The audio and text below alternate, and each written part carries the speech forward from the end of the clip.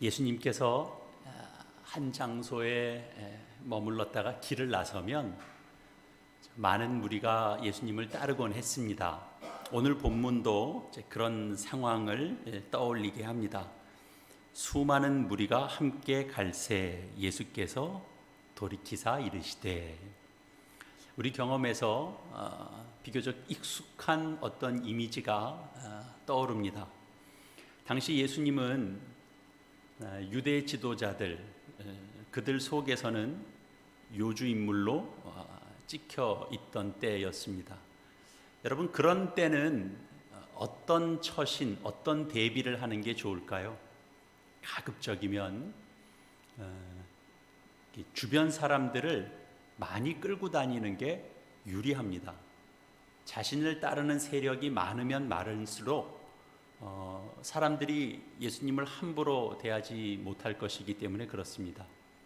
그런데 예수님은 거기 몰려든 군중들에게 뜻밖의 말씀을 하십니다. 26절에 보면 부모와 처자와 형제와 자매를, 또 더 나아가서는 자기 목숨까지 미워하지 않으면 예수의 제자가 될 수 없다, 그렇게 말합니다. 그리고 이어서 27절에 자기 십자가를 지고 따르지 않는 자도 예수님의 제자가 될 수 없다, 그렇게 말씀합니다. 이제 이런 말을 들은 이 무리들이 어떻게 반응했는지는 성경이 정확하게 기록하고 있지 않습니다. 그러나 충분히 예상 가능하죠. 일부만 남고 나머지는 많이 흩어졌을 것입니다. 요한복음 6장 66절에도 이런 말씀이 있는데요. 그때에 그의 제자 중에 많은 사람이 떠나가고 다시 그와 함께 다니지 아니하더라.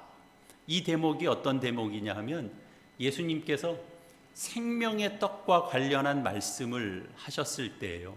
그러니까 내 살을 먹고 내 피를 마시는 자는 내 안에 있고 나도 그의 안에 있다, 이런 말씀 하셨을 때입니다.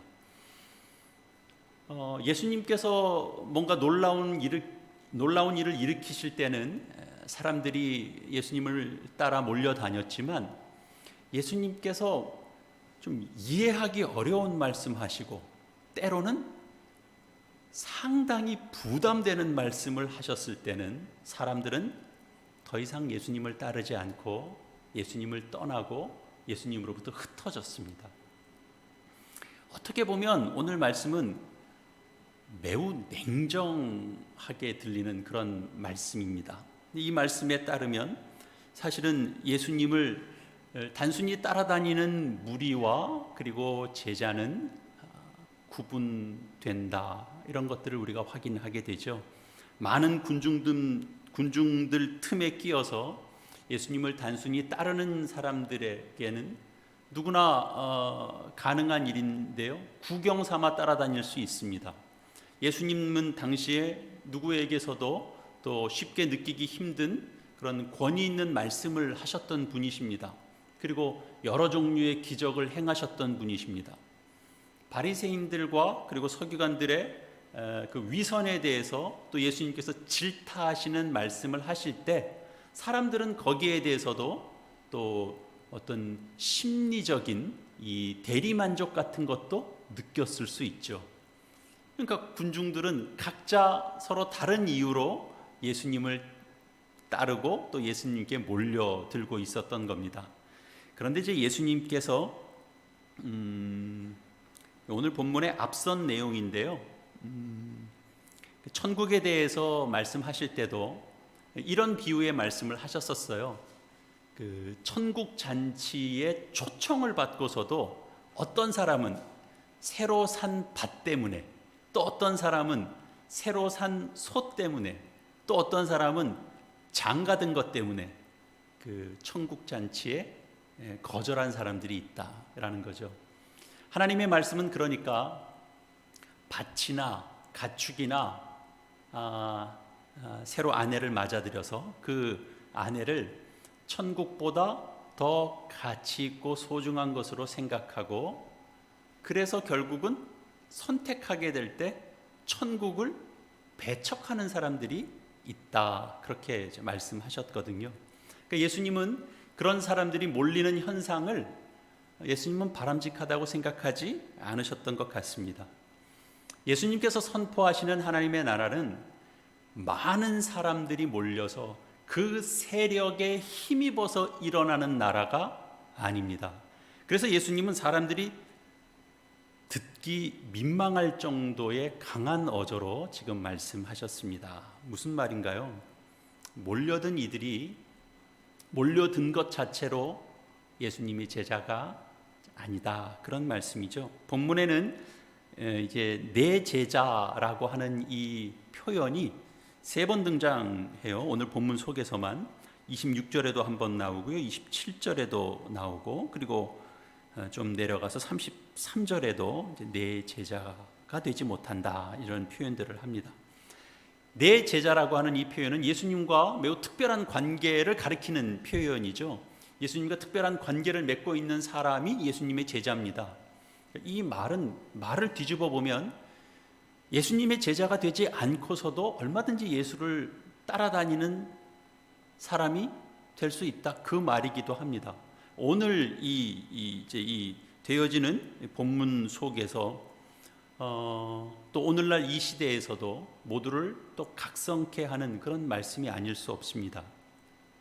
예수님께서 내 제자를 군중들과 구분하는 이유에 대한 이 대답으로 28절에서 32절까지 내용 속에 2 비유가 등장하거든요. 하나는 망대 건축이고 다른 하나는 전쟁 준비입니다.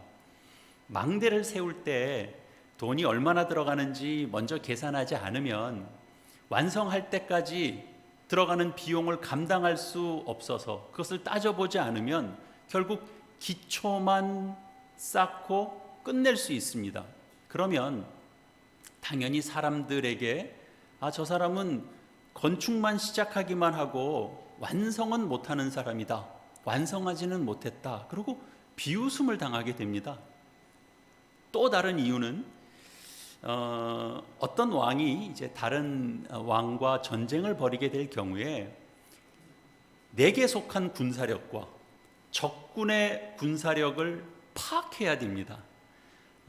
자기 나라 군사력이 크게 부족해서 이거는 싸워봐야 도저히 승산이 없다, 이렇게 판단이 되면 무턱대고 전쟁을 일으키는 것이 아니고 전쟁이 일어나기 전에 사신을 보내서 어떤 방식으로든 평화 조약을 맺는 것이 지혜로운 사람입니다.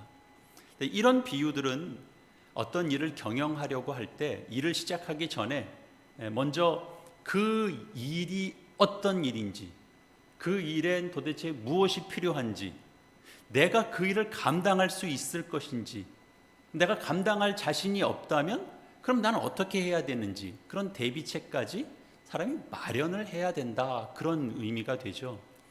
가장 중요하게는 이 일의 내용과 성격과 그 본질이 어떤 건지를 잘 파악하고, 그리고 이제 사후 어떤 대비책까지 잘 면밀하게 좀 따져보고, 그리고 신중하게 결정해야 할 것을 이제 가르치는 그런 비유가 됩니다. 이 비유의 뜻을 구체적으로 설명하면, 그리스도께 나아가서 천국을 얻고자 하는 자는, 달리 말하면 영생을 얻고자 하는 자는, 오늘 본문 속의 표현으로 하자면 예수의 제자가 되려고 하는 자는 우선 천국이 무엇인지, 영생이 무엇인지, 제자가 된다라는 것이 무엇인지, 그 의미와 그 본질을 알고 파악하고 점검해야 된다라는 거죠. 예수의 제자가 되려면 제자로 살 준비가 되었는가를 점검해야 됩니다. 그렇지 않으면 헛수고가 되죠. 그래서 33절에서는 이렇게 결론 내려요. 이와 같이 너희 중에 누구든지 자기의 모든 소유를 버리지 아니하면 능히 내 제자가 되지 못하리라. 그러니까 예수의 제자가 될 사람은 이제 결론부로 연결 지어보면 소유를 버리는 일이 앞에서 비유로 들었던 망대를 건축하기 전에 비용을 계산하는 것이고 또 전쟁을 벌이기 전에 군사력을 계산하는 것이랑 같은 내용이 됩니다. 이렇게 준비하지 않으면, 이렇게 철저하게 준비하지 않으면 망대 건축은 실패할 것이고 전쟁은 당연히 지는 것처럼 마찬가지로 뭐가 될 수 없다? 예수의 제자도 될 수 없다. 그렇게 말씀하신 겁니다. 자, 우리 이제 이렇게만 이해하면 이제 예수님의 말씀을 이제 다 바르게 이해한 것이 될까요? 결론적으로 가장 중요하게 걸리는 게 있잖아요. 모든 소유를 버리는 일이 현실적으로 가능한가요? 예수의 제자로 살려면 직장도 버리고 가족도 버리고 재산도 포기해야 된다. 그러면 누가 과연 예수의 제자가 될 수 있을까요? 있는 말씀을 지금처럼 이해하면 가장 가능할 것 같은 사람은 언뜻 저는 떠오르는 사람이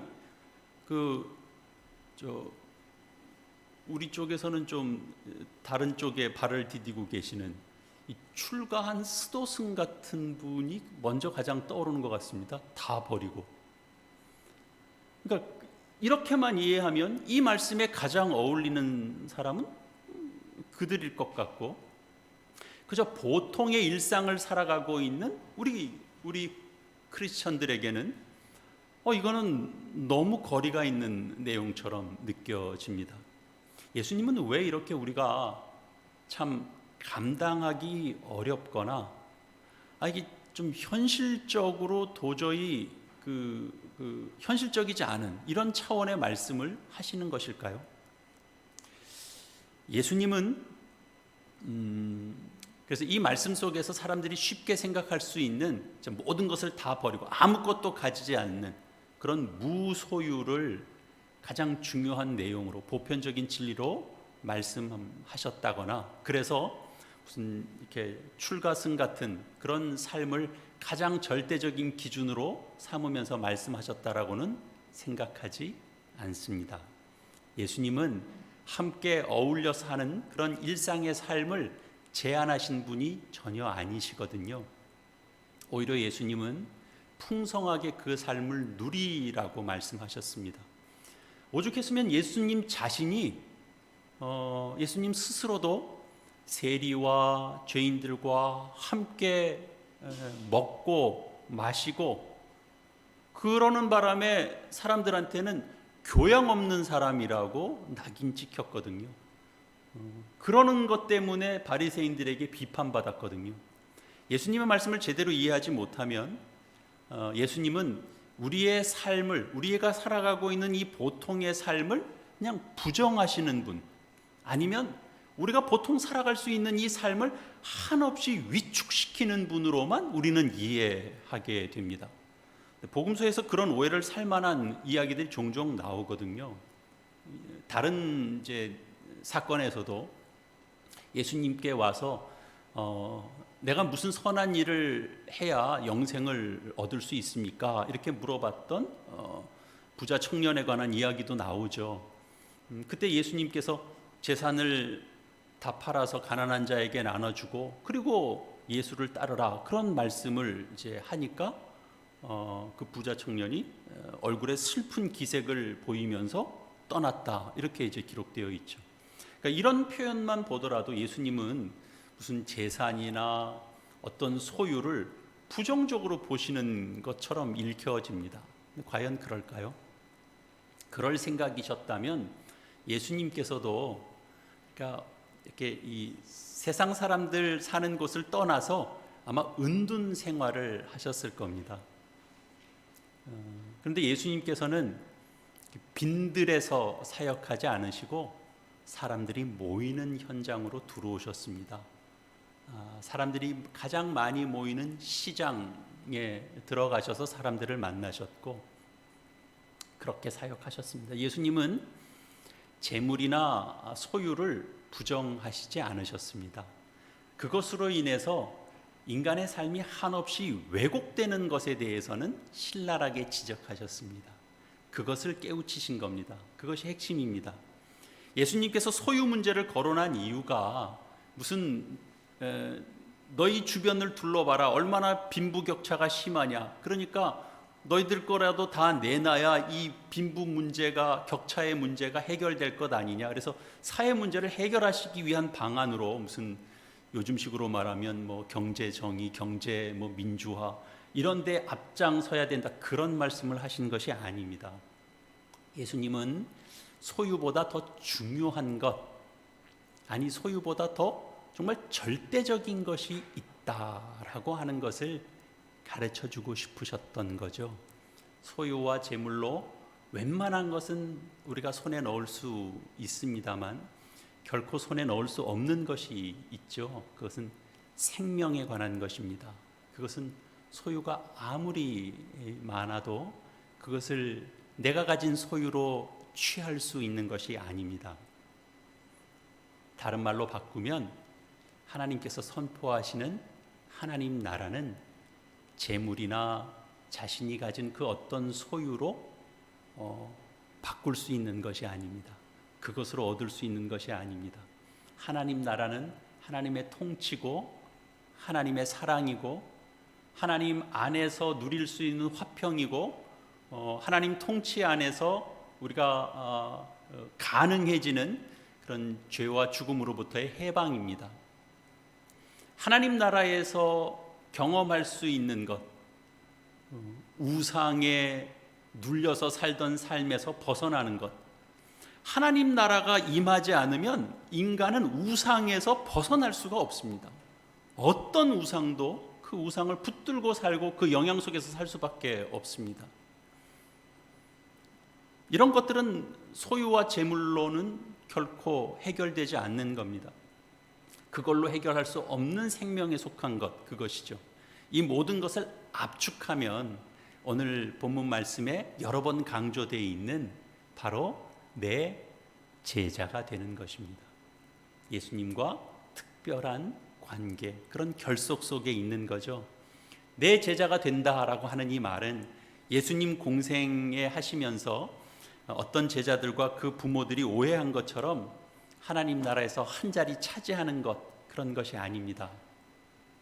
그리고 오늘날도 알게 모르게 참 이렇게 뭐 강단에서도 그렇고요, 말씀 전하다 보면 은근히 천국에서 한 자리 차지하는 그런 쪽으로 어떤 신앙 생활을 이야기하고 그렇게 가르쳐지기도 하는데요, 사실을 따지고 보면 그것은 기독교 신앙과는 거리가 있는 내용입니다.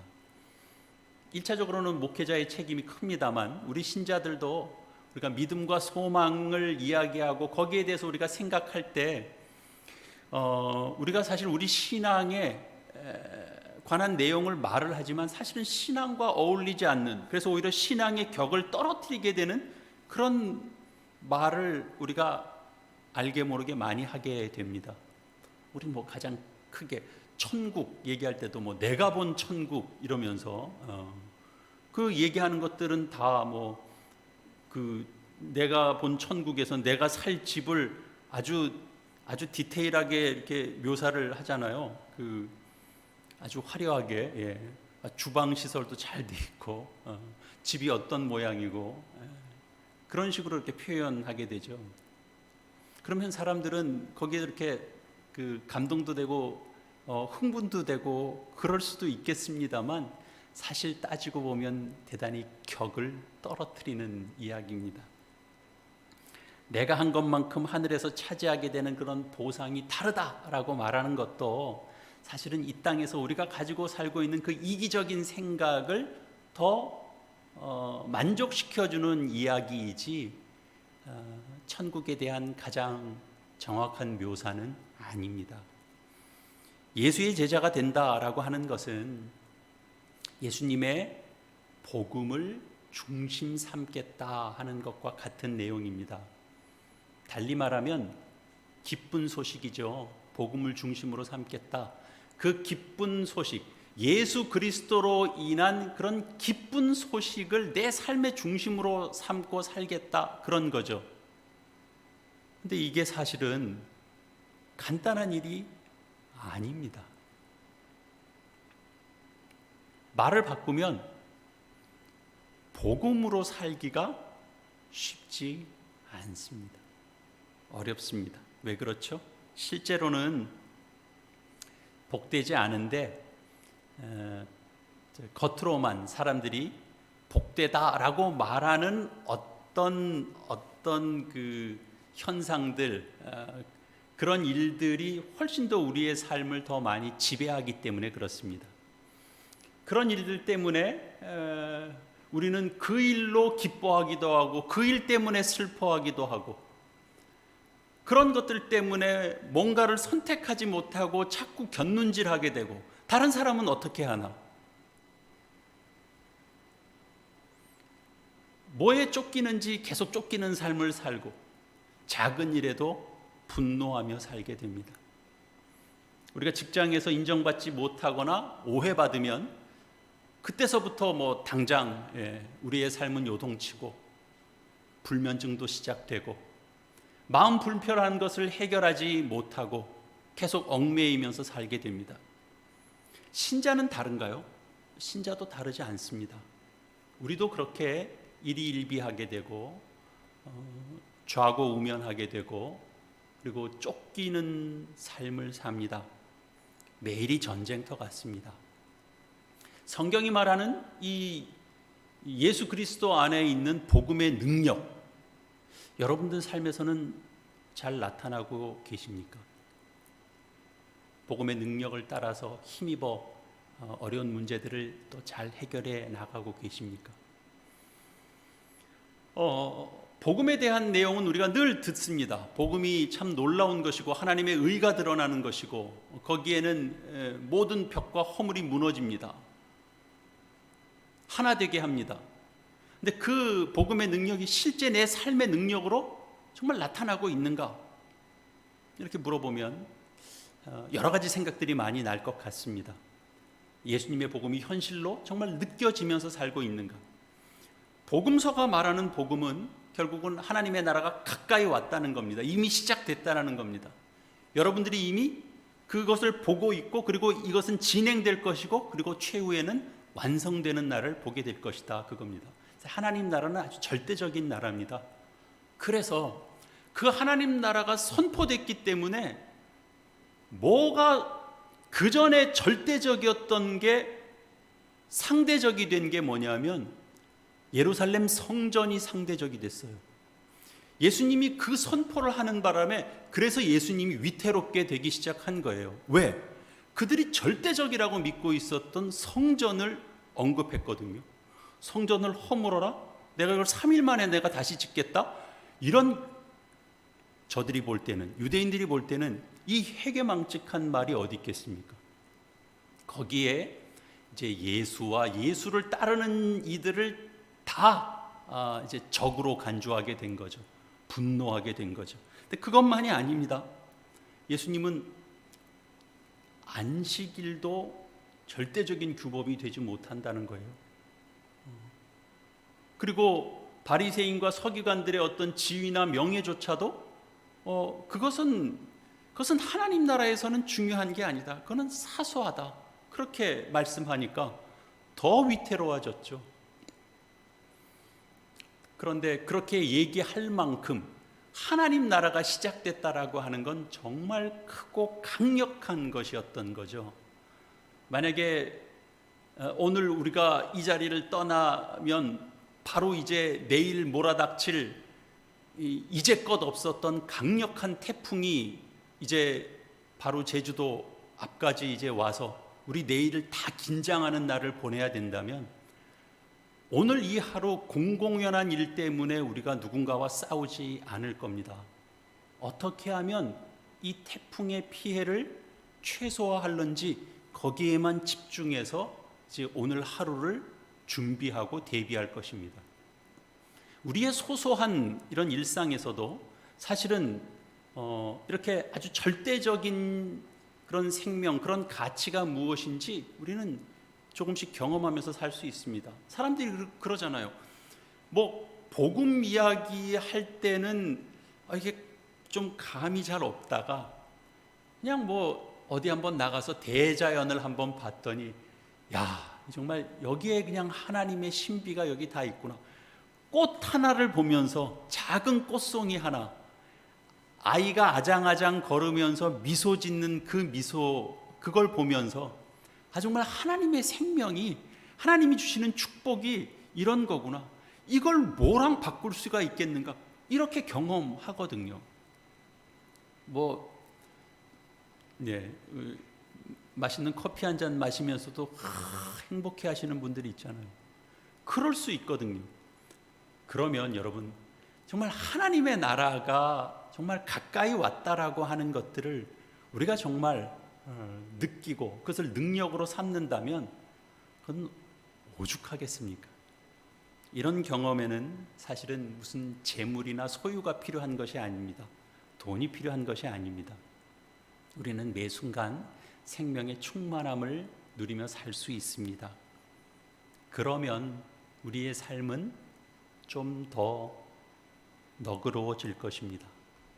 우리 성격이 순해져서가 아니고요, 더 강력한 것을 내가 알고 있다라는 것 때문에 내가 누군가에게 너그러워질 수 있는 거죠.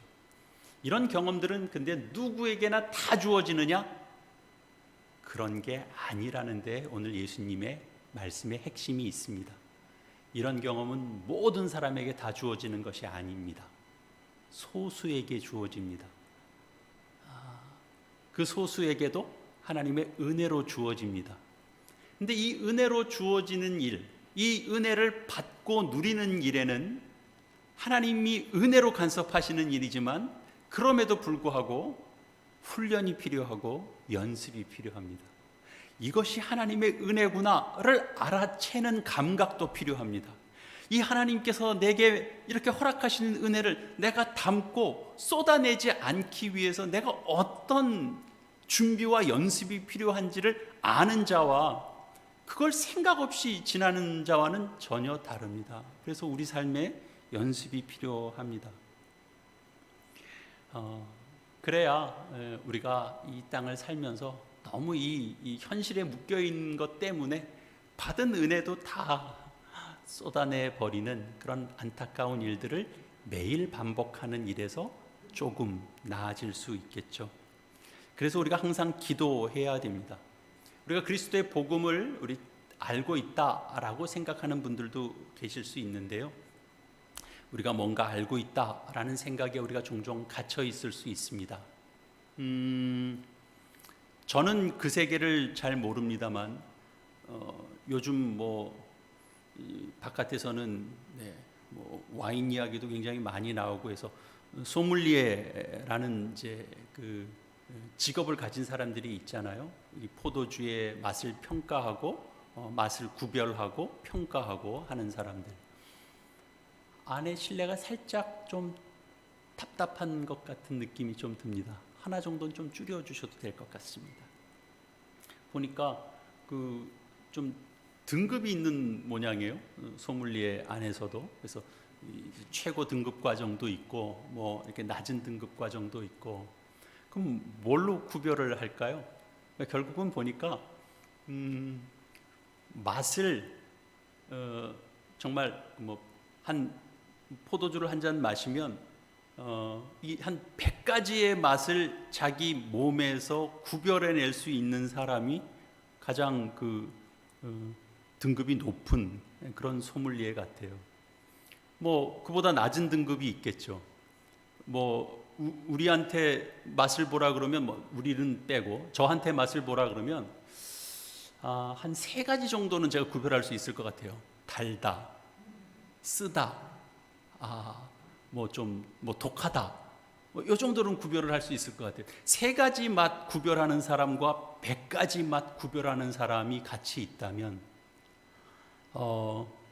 거기다가 그냥 그게 그거지라고 말할 때 그게 얼마나 다른 차이겠습니까? 그 맛을 구별하지 못하는 사람은 그건 이거나 저거나 다 똑같은 것 같아. 그리고 그냥 늘 취한 상태로 그 맛에 대한 어떤 즐거움은 모르고 그냥 뭐든지 먹으면 취하면 다 똑같지 이렇게 대응하는 사람들이 얼마든지 있을 수 있거든요.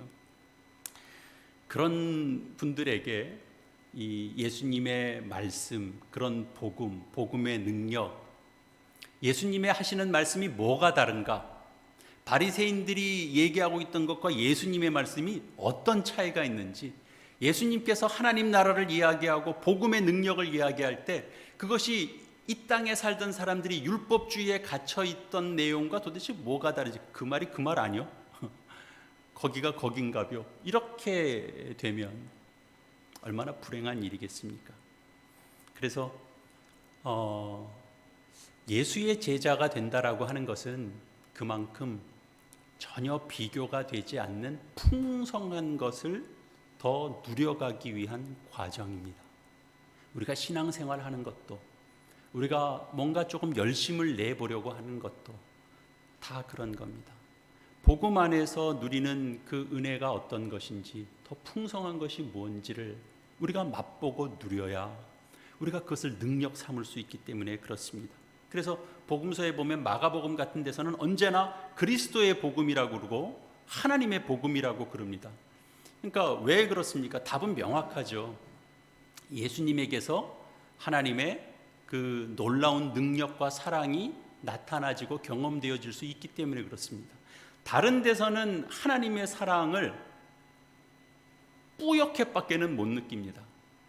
예수 그리스도 안에서 하나님의 사랑이 어떻게 나타났는지를 우리가 알 때만 하나님이 우리를 정말 사랑하시는구나를 깨닫게 되기 때문에 자연을 만드신 하나님의 사랑하심도 얼마든지 이야기할 수 있습니다.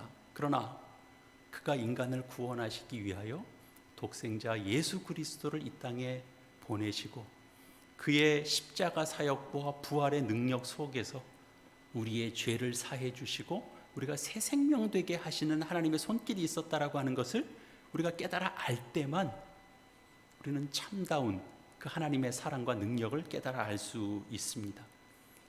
그럴 때만 우리는 우리 안에 갇혀 있는 삶에서 벗어나고 해방되고 깨어나는 삶을 살아갈 수 있는 거죠.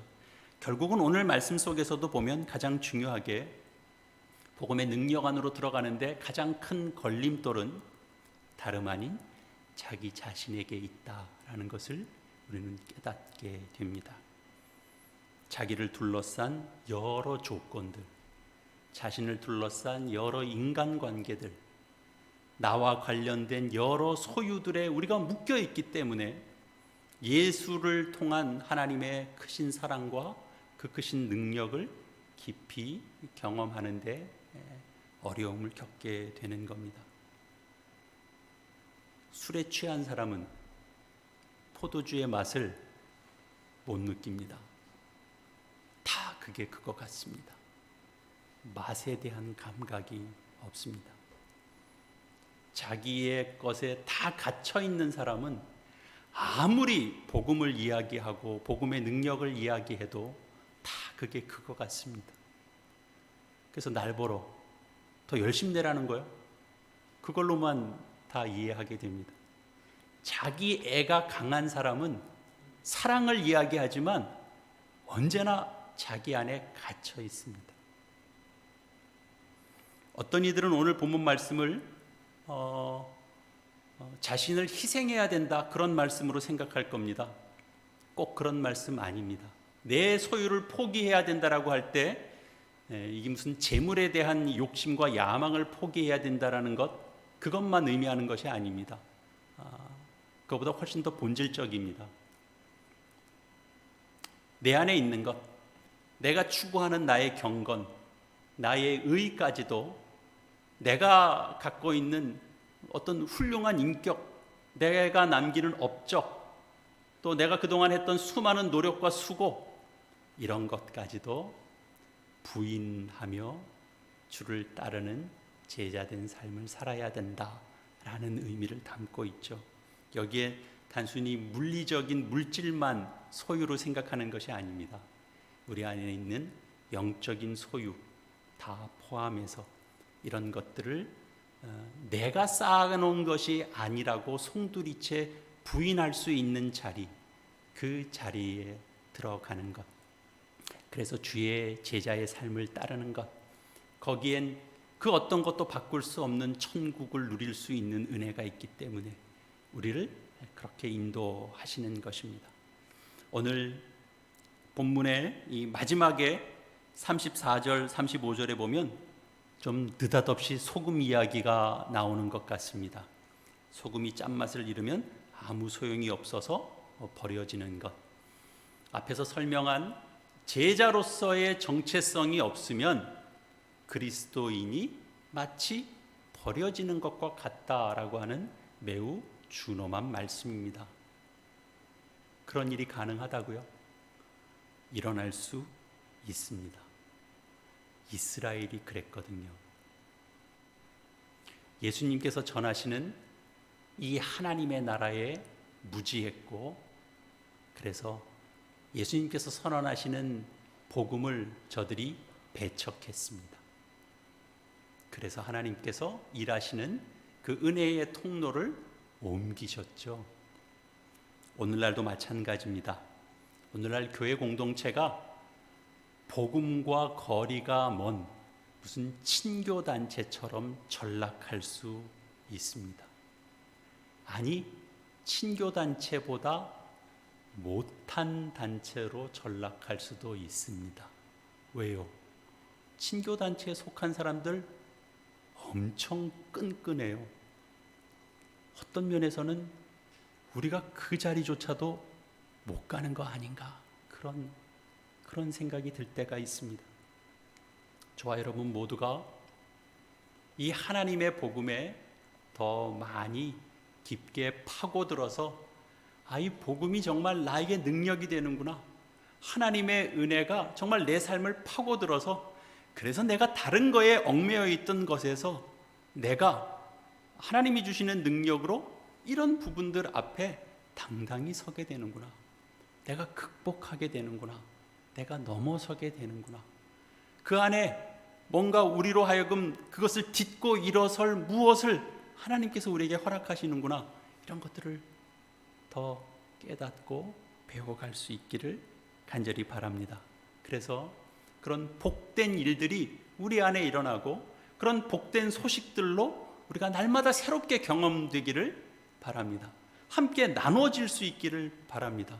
다른 것으로 내가 회복됐다가 아니라 그리스도의 복음 때문에, 주의 말씀이 전하는 이 말씀 때문에 내가 새로워졌다라고 우리 함께 고백하고 나누고, 그래서 우리가 갖고 있는 이 교회라고 하는 이 공동체는 그저 남들이 볼 때 끈끈해서 그래서 그 살아있는 공동체가 아니고, 주의 말씀 때문에 내가 변하고, 주의 말씀 때문에 우리가 하나가 되고, 주의 말씀 때문에 우리가 낮아지고 섬기고, 그런 변화들이 일어나는 공동체이기 때문에 세상 어떤 공동체와 비교했을 때 차원이 다른 그런 공동체가 될 것입니다. 그러기 위해서 나는 정말 주의 제자로 살아가고 있는가, 다시 한번 되묻고 이런 질문 놓치지 마시고 그 속에서 더 하나님의 은혜를 간절히 구하고 제자로서의 삶을 또 살아가는 그런 의욕을 더 불태우는 저 여러분 다 되시기를 이 말씀으로 축원합니다. 우리 함께 기도하시기. 하나님 아버지, 복음의 은혜를 저희가 고백하면서도 그 복음의 원리를 따라 살지 못합니다. 주님, 저희가 제자된 인생을 기도하면서도 제자로 살아가지 못함을 고백합니다. 주님, 복음에 대해서 더 깊이 알아가는 것 없이 저희가 어떻게 신앙생활을 하며 이 세상에서 주의 자녀된 자로, 주의 제자된 삶을 살아가겠습니까? 주님, 더 하나님을 깊이 알아가고 우리 기독교의 이 그리스도의 복음을 더 깊이 풍성하게 알아가는 저희의 삶이 되도록 주님 인도하여 주시옵소서.